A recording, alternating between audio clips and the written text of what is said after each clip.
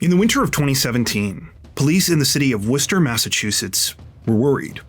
For more than a year, they'd been investigating a disturbing crime, one that had really left the local community on edge. And while they had plenty of clues on paper, it felt like no matter what they did, they kept hitting wall after wall after wall. The footage you're seeing on screen right now is one of those clues. It's surveillance video taken from a local store just hours before all of this began. And much like the other evidence police had uncovered so far, at first it seemed like another dead end. However, thankfully, that wasn't exactly true. In fact, in many ways, this piece of footage would become kind of emblematic of this entire investigation. You see, while detectives initially thought this video was showing them one thing, there was something else there that was hiding in plain sight. And the thing that they actually needed to see, that would be the key that would finally lead to the breakthrough they were looking for. As always, my name is Nigel. I run this channel with my good friend Luke, and welcome back to Crime Zone. A reminder, if you do find today's video interesting and informative, be sure to like and subscribe for more true crime stories told with a mysterious and suspenseful vibe. With that out of the way, let's dive in.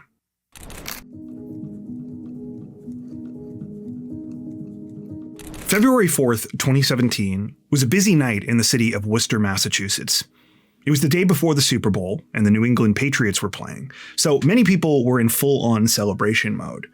They were out getting ready for parties, picking up food and supplies, and just generally looking forward to the big game. One of those people was 49-year-old Sandra Hehir. Sandra was planning to attend a party with friends the next day, and she was excited to take part in the festivities. She'd always been a huge sports fan, and though these days she usually enjoyed them as a spectator, that hadn't always been the case. Growing up, Sandra was a gifted athlete. From the time she was a girl, she'd taken part in pretty much whatever sport she had the opportunity to. She played hockey, she was one of the first girls to participate in her local Little League, and by the time she got to high school, she was one of the star players on both the basketball and softball teams. As much as Sandra enjoyed the competition, though, her love of sports was as much about teamwork and camaraderie as it was about the game itself. She made many of her lifelong friends through basketball and softball in particular, and she was a big believer that positivity and kindness were the best ways to make an impact in the world. There were a lot of ways that Sandra applied this to her life. Coming from a big family with 3 sisters and 1 brother, she was kind of the glue that held everyone together. Loved ones called her by her nickname, Buffy. And though she never had children of her own, she was very close with her siblings, as well as many of her nieces and nephews. And she was always there to offer advice or to just listen if anyone needed someone to talk to. This was much the same story when it came to Sandra's professional life. After graduating university with a bachelor's in health science, Sandra felt the place where she could make the biggest difference was back in the school system. She'd ended up returning to her former high school as a health teacher, but over the years, she'd gone on to take a variety of different roles in the Worcester Public School District, working as everything from a teacher to a coach to an instructional aide. These days, Sandra was a teacher's aide at a school called Claremont Academy, and just like everywhere she'd worked before, she was very well liked there. Sandra had a reputation as someone who really listened to students and tried to help them with whatever was going on in their lives, but who at the same time wasn't afraid to push them to achieve what she knew they were capable of. More than anything, though, what Sandra wanted for her students was the same thing she expected of herself: to go out into the world and to try to make good decisions and treat other people with kindness. Anyway, going back to February 4th, Sandra was spending a quiet night at home. She had plenty of excitement coming up the next day, and so she figured she'd spend some time relaxing at her apartment, which was in Worcester's Piedmont neighborhood, close to the center of the city. That night, Sandra texted several of her friends, finalizing the arrangements for the Super Bowl party. She sounded excited and said that she would see everyone soon. It seemed like it was going to be a night to remember. Tragically, though, what none of Sandra's loved ones knew is that it would quickly become one they wished they could forget. Hey, Nigel from the future here again, and today I've got something to show you. Unfortunately, this isn't a classified government document or some sort of sealed police file. Actually, it's quite the opposite. It's an example of what's known as a data broker report. A whole bunch of someone's personal information that's been bundled up and put together so it can be sold to the highest bidder. There are lots of companies out there putting together these kinds of reports. In fact, data brokers make a ton of money collecting and packaging our private information. What's even more alarming is that they're pretty good at their jobs. While we've redacted the sensitive information in this report, as you can see, the level of detail here is pretty staggering. These companies know everything from your phone number, email, and home address to who your neighbors and family members are and where you went to school. The sad truth is that in our increasingly online world, these kinds of details are only becoming easier for data brokers to find, especially because it seems like every service and app we use these days is demanding increasingly larger amounts of our personal information, to the point that it can begin to feel like we've only really got two equally crazy choices. Either accept the fact that our privacy is just going to be endlessly invaded, or completely detach from the modern world and go off-grid like some sort of hermit. Thankfully, though, there is another way, and that's where the sponsor of today's video, Aura, comes in. You see, what these data brokers don't want you to know is that they're actually legally required to remove your information if you ask them to. Now, they make that as difficult as possible for you to do, but Aura takes care of the hard part. They reach out to these companies on your behalf, automatically remove your information, and make sure it stays off. That's just the beginning though, because Aura offers a lot of other features as well. Things like real-time fraud alerts for credit and banking, notifications if your information is found on the dark web, and a secure VPN, antivirus, password manager, and more. I've personally been using Aura for quite a while now, and I've been really happy with their service. If you'd like to check them out as well, they're currently offering 14 days free to Crime Zone viewers. To get started, head on over to aura.com/crimezone or check out the link in the description below. That's aura.com/crimezone to start taking back control of your digital privacy today. The next morning, around 11:15 a.m., so February 5th, the Worcester Police Department received the following 911 call. 911 is emergency. Our upstairs neighbor, we need an ambulance right away. Is she breathing? No. Oh my God. Comes wrapped around her face. Comes wrapped around the face? Like what? Like a towel, and it's wrapped all the way around her face. This is really freaking me out. It's like a murder scene. As you just heard, the man told dispatchers that he'd stumbled across something terrible. He'd found his upstairs neighbor unresponsive in her apartment. And based on what he could see, this didn't look like any kind of accident. The woman had something wrapped around her face, neck, and head, and she didn't appear to be breathing. The man said that the woman's name was Sandra Hehir. When police arrived at the multifamily home, they were directed to Sandra's apartment on the second floor, where they confirmed the awful discovery. Sandra was lying face down on the kitchen floor. There was nothing anyone could do. She was dead. The thing wrapped around Sandra's face turned out to be a black and gray sweater, and based on how it was found, police theorized it had been used to strangle her. This would soon be confirmed by an autopsy. The medical examiner determined that Sandra had died from asphyxiation. She also had a broken hyoid bone, a common injury seen in strangulations. In other words, there was no doubt. This was a murder. The attack on Sandra had been incredibly brutal. She'd suffered bruises all over her body, many of them defensive wounds, indicating she'd fought hard for her life. Sadly, though, she'd been overpowered by her attacker.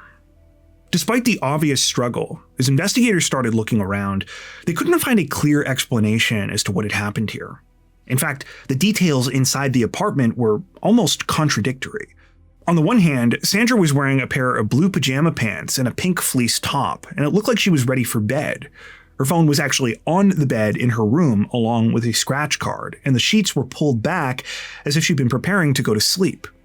At the same time, though, in the living room, there was an open bag of chips sitting out on a small wooden side table, and on a dining room table in the kitchen next to Sandra's keys was an unopened can of beer. A second, empty can was in the sink, along with Sandra's wallet. So yeah, it simultaneously seemed like Sandra could have been in bed alone before she was attacked, or she could have been having a drink with someone. And figuring out a potential motive proved just as confusing. No evidence of sexual assault would be found during Sandra's autopsy, and there were no signs of forced entry at her apartment either.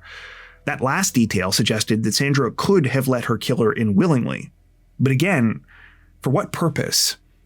The one theory that did seem to have some credibility was that this might have been a robbery. I mentioned that Sandra's wallet was found in the sink. Well, when it was recovered, there was no cash inside. That being said, the entire rest of the apartment was untouched. It didn't look like anything had been stolen, or that an attempt had even been made to go through Sandra's possessions. Unbelievably, though, that still wasn't the strangest thing about the scene. The weirdest part by far was the way the killer had evidently tried to clean up. As soon as officers entered Sandra's apartment that morning, they noticed a thick bluish-green liquid and a white powder had been spread all over the place. Most of this was on Sandra's body and in the surrounding area on the kitchen floor. However, a trail of the mixture was also found leading from the crime scene all the way out into the hall, down the stairs, and out the front door. Investigators discovered what this was when they went into the bathroom. The bluish-green liquid was Fabuloso dish soap, while the white powder was an Ajax multi-purpose cleanser containing bleach. The two empty bottles were in the bathroom sink, and more of the cleaning products had been dumped on a pile of clothes that had been left in the tub of the shower there. As bizarre as this cleanup attempt was, to the frustration of detectives, it looked like it might have actually been pretty effective. There was no blood or anything like that at the scene, and they were concerned that anything that might have been there was destroyed by the cleaning chemicals. A bunch of items were still sent off for testing, but in the meantime, authorities knew their best chance of beginning to piece all of this together was to start talking to those that knew Sandra Hehir. When they did, it wasn't long before a name came up. A bunch of people, both in Sandra's building and among those that were close to her, they told police they needed to look into a guy named Gino. And that was pretty interesting, because police already knew who Gino was. Actually, you do too. You see, Gino was the name of Sandra's neighbor who had called 911 that day. So yeah, as Worcester police started asking around about Sandra's murder, Gino's name came up a number of times. Other residents in the building said that they did not get along, and the two of them were quite combative. As it happened, police were already kind of suspicious of Gino before this. Because he was the one who discovered the crime and called 911, naturally, authorities had wanted to speak with him when they arrived. But during that conversation, officers found Gino's behavior to be kind of strange.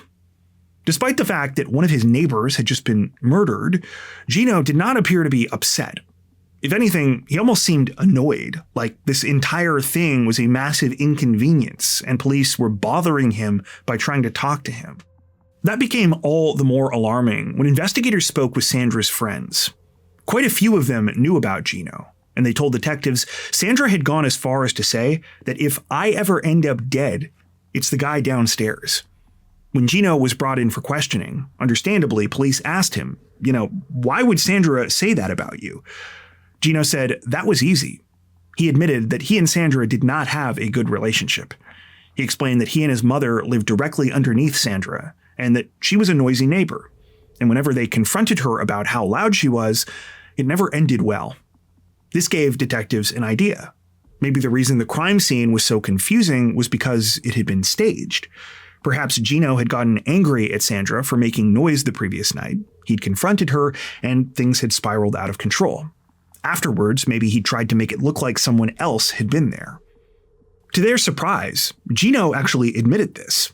Not the murder, but the part about Sandra bothering him and his mom. He said that the night before, around midnight, the two of them had heard what sounded like an argument coming from Sandra's apartment, followed by a bunch of footsteps. A short time later, there was a loud thud, after which things finally quieted down. At first, detectives didn't really know what to make of this. They wondered if Gino was trying to throw them off by giving them this information. But at the same time, it didn't really feel like he was lying to them. Gino was brutally honest in describing both his feelings about Sandra and his own behavior. He even admitted to banging on the ceiling with a broomstick at one point that night because he assumed Sandra was just up there making noise to annoy him. He also showed police text messages he had sent to her that night asking her to keep it down. He stated that he had nothing to do with the murder and claimed he would have called for help much sooner if he had any idea that Sandra was actually in danger. When police spoke to Gino's mother, she told the exact same story, leading them to believe the pair were probably telling the truth. They couldn't rule Gino out completely, but in the meantime, they decided to move on. Before they did, though, Gino mentioned one other thing that was both interesting and deeply unsettling. Gino explained that the night of February 4th actually wasn't the only time he heard those strange footsteps upstairs. The next morning, when his mom took their dog out for a walk, he said that he heard what sounded like someone moving around in Sandra's apartment for a second time. He estimated this was sometime between 10 and 11 a.m., so very shortly before he had called 911. In fact, this was all related to why he ended up making that call. Gino said that when his mom returned from the walk, she noticed that the door to Sandra's apartment was open, which it hadn't been before. Gino's mother asked him to go up and see what was happening, which is how he discovered Sandra's body. This not only helped to fill in the timeline, eerily, it suggested that the perpetrator had returned to the crime scene after the murder. Police suspected that whoever this was had killed Sandra on February 4th before coming back the next morning to clean up and destroy evidence. As important as this was, much like the rest of the evidence authorities had collected so far, it didn't point them in the direction of any specific suspect. So once again, they turned to the people closest to Sandra, and they asked them, is there anyone you can think of that would want to hurt her? For most of Sandra's loved ones, the answer to this question was a resounding no. Sandra really didn't have any enemies. Her mostly quiet life was devoted to her family and her students, and this just didn't make sense to any of them. There was one exception to this, though. A couple of Sandra's close friends said that she had told them about a frightening experience she had had very recently. On the night of January 31st, so less than a week before the murder, one of Sandra's best friends, Corrine, got a phone call from her. When she picked up, Sandra sounded out of breath and told her that she was walking home and that there was a large man acting strangely behind her. She said she called because she wanted to be on the phone with someone. She wasn't sure who this man was or what he wanted, but she could definitely tell that he was following her. Immediately, Corrine said that she would come and pick Sandra up, but that in the meantime, she should call 911. However, Sandra declined. Instead, she ended up running away, and she said that she didn't feel like calling the police because she was almost home anyway. Now, it was obvious to Corrine and the other people Sandra had told this to that she was pretty shaken up about the whole thing. But at the time, it didn't really seem like there was much else they could do about the situation. Of course, in hindsight, they now wondered if this was a warning sign that they had missed. As creepy as this was, detectives weren't able to do much with the information at this point. Because Sandra was the only person who'd actually seen this unknown man, no one had any idea who he was. On top of this, there weren't really any surveillance cameras close to Sandra's house. Police were able to confirm that the phone call with Corrine on January 31st had happened, but that was about it. So yeah, they now had a second suspect that they couldn't rule out, and who they couldn't even identify. It was another dead end. Deciding to pivot once again, detectives continued to examine Sandra's cell phone. Looking at her messages, they were able to see that the last text she had sent was at 11:23 p.m. on February 4th. The message was to one of her friends about the Super Bowl party. This was important because it further solidified the timeline and added further credibility to what Gino had previously told them. But that wasn't the only lead detectives got from the device. By looking at the geolocation data from the phone, they realized that Sandra had actually briefly left her apartment that night. By tracing Sandra's movements and looking at her messages, police learned that she had met up with some friends who had taken her to a nearby liquor store. And that liquor store, it did have cameras. Upon reviewing the footage, investigators saw Sandra being dropped off at the store around 10 p.m. She went inside, made some purchases, and seemed to be acting completely normal. In fact, Sandra appeared to have a couple of friendly conversations with some of the other customers there. And one of those interactions quickly stood out. It was with a man who it looked like she knew.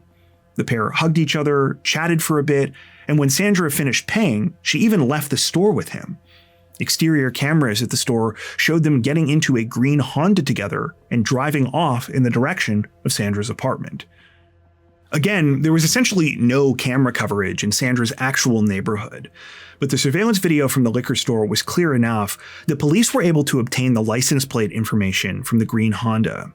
When they looked up the vehicle's plates, it belonged to a local resident. That resident wasn't a man, though. It was a woman. Now, for obvious reasons, authorities were very eager to speak with the vehicle owner to figure out what was going on here. So they brought the woman in for questioning. When they did, they basically said to her, "Look, your car has been tied to this murder investigation, and based on what we're seeing, the victim was in your vehicle less than 2 hours before she was killed. Care to explain?" The woman said that, yeah, she was actually the one driving in the footage police had recovered. The man in the store with Sandra was her brother Ismail, and he did know Sandra. The two of them had grown up together, and when they ran into each other by chance that night, he offered Sandra a ride home. The woman clarified, though, that nothing out of the ordinary had happened that night from her and her brother's perspective. Sandra only lived around the corner from the liquor store, so they weren't with her that long.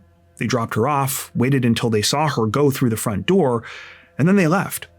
The woman said that immediately after this, she dropped Ismail off at his house on the other side of town before coming back to her own place.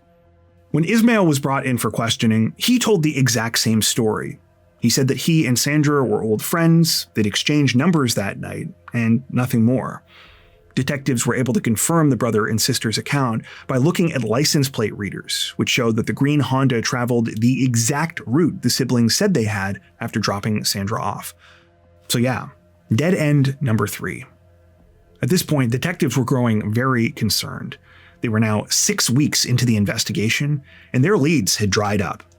And as much as they didn't want to admit it privately, they were starting to worry that they might never be able to solve this awful crime. Thankfully, though, that wasn't the case. Because just when things seemed like they were at their most hopeless, they would get a call out of the blue that changed everything.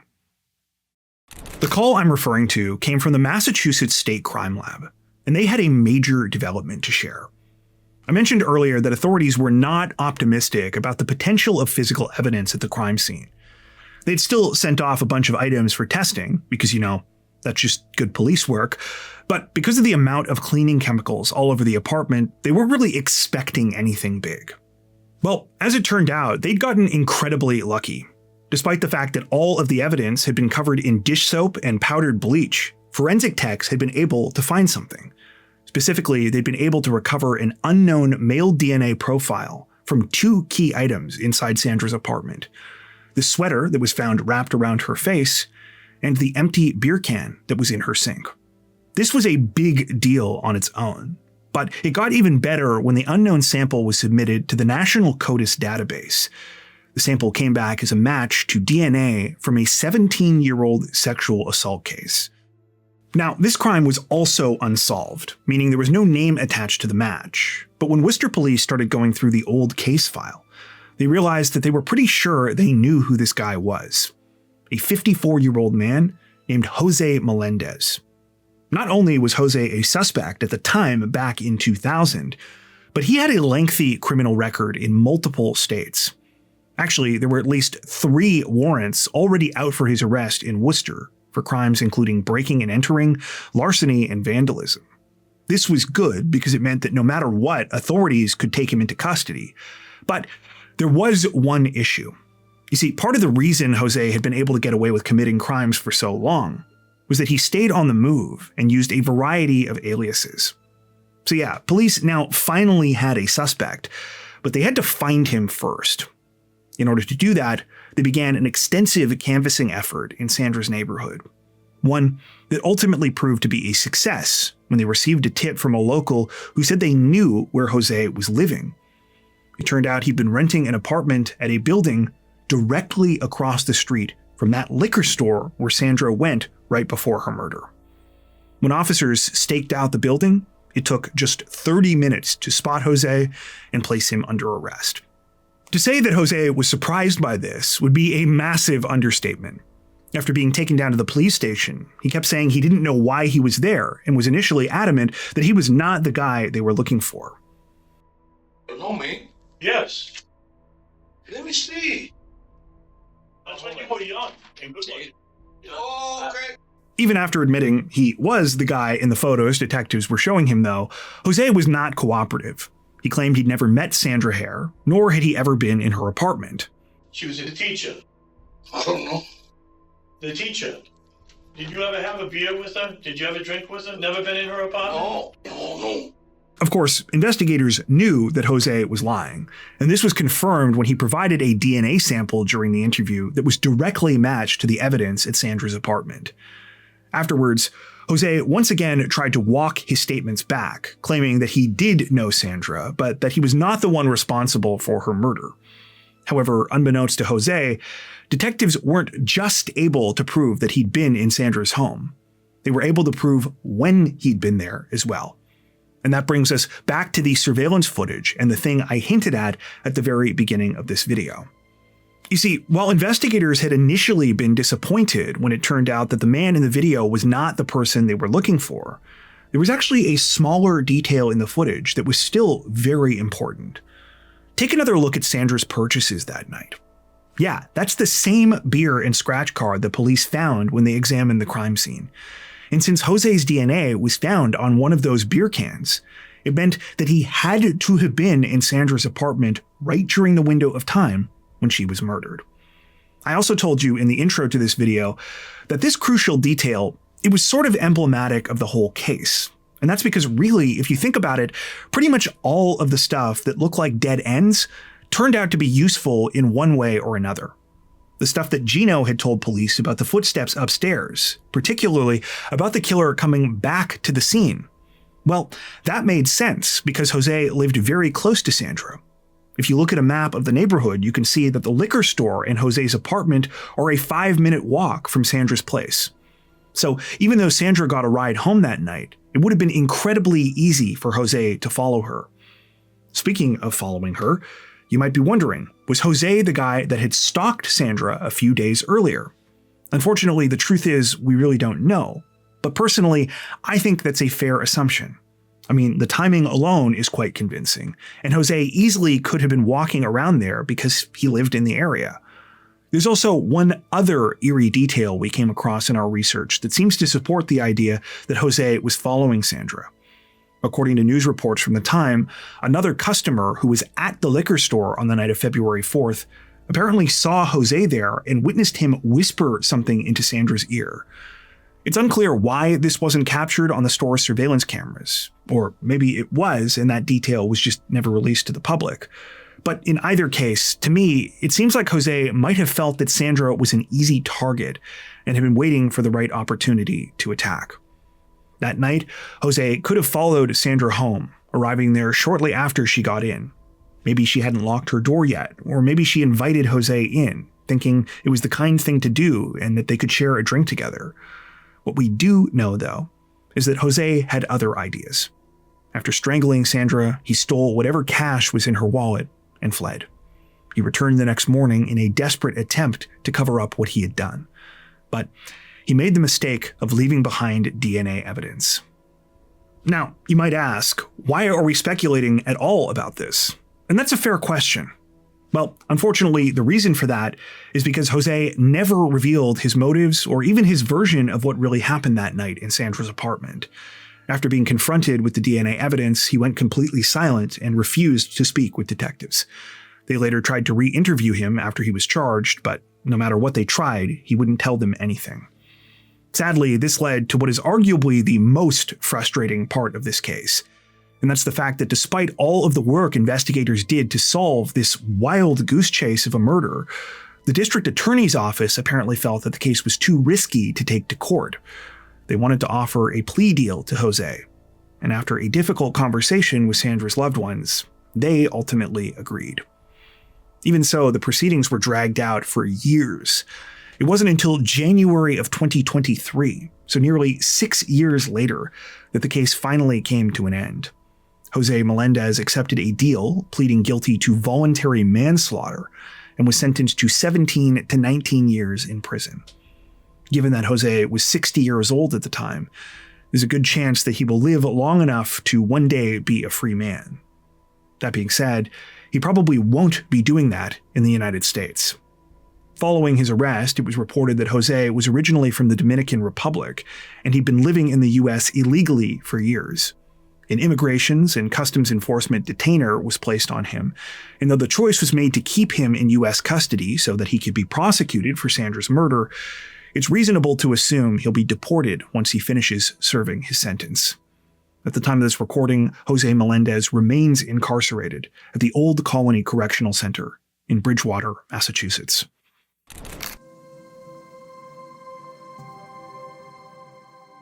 This case is awful for a lot of reasons, but I think one of the most upsetting is the lack of answers. Even though Sandra Hehir's killer was caught, to this day, we still don't really know what happened or why. I can't imagine how difficult that's been for Sandra's family. Not only having to live every day feeling the pain of her absence, but also the terrible sense of open-endedness. How do you have closure when fundamentally so much of what took place here is still a mystery? Speaking of Sandra's absence, by all accounts, this was something that was felt very deeply at the school where she worked. A lot of news articles from the time talk about how there was a huge outpouring of grief at Claremont Academy following her murder. Not just from Sandra's current students and colleagues, but from people she'd taught and worked with years ago.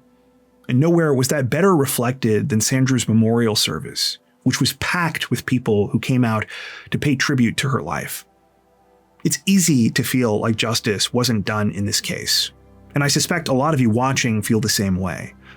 But one of the things that really struck me was how Sandra's loved ones responded to all of this, particularly when it came to facing her killer. There were a lot of heartbreaking words shared by Sandra's family during the sentencing, but the ones that have stayed with me the most throughout researching and writing this were from Sandra's niece, Mackenzie. In her statement, she said that she had chosen to honor her aunt's memory by doing what she believed she would have done in this situation, saying, quote, "My aunt never gave up on people, especially her family and her students. Her students were the highlight of her life. I would even say when her students accomplished something, she probably got more excited than them. I wish you had a coach or teacher like her when you were younger, because maybe, just maybe, someone could have taught you that evil isn't how you win the game of life. She believed in second chances, she believed in dreams, and most importantly, she believed in a better tomorrow and a simple act of kindness. My simple act of kindness is to forgive you, Mr. Melendez. I wouldn't say it is simple, because nothing about this has been simple, but what it is something my aunt would do. Forgive people. I will forgive you so my heart can heal." Hey there. Before you take off, we'd just like to take a second and say that we really appreciate you sticking around to the end of the video. Luke and I are so grateful for our incredible Crime Zone community, so thank you for being a part of it. If you want to help Crime Zone continue to grow, one of the easiest things you can do is leave a like on this video and consider subscribing. Be sure to hit that notification bell as well and select all notifications to stay up to date with our latest releases. If you're looking for additional ways to support the channel, there are a couple of options. We've got a thriving community over on Patreon, where you can get ad-free and early access to all of our content, as well as 4 additional stories per week for each of our Crimes of the Week and Crimes of the Week International videos.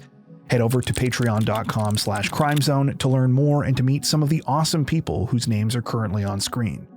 If that isn't your thing, we've also now launched channel memberships so you can join directly here on YouTube. Channel members get a lot of the same perks as on Patreon, including extra content, without the added hassle of having to go off-platform.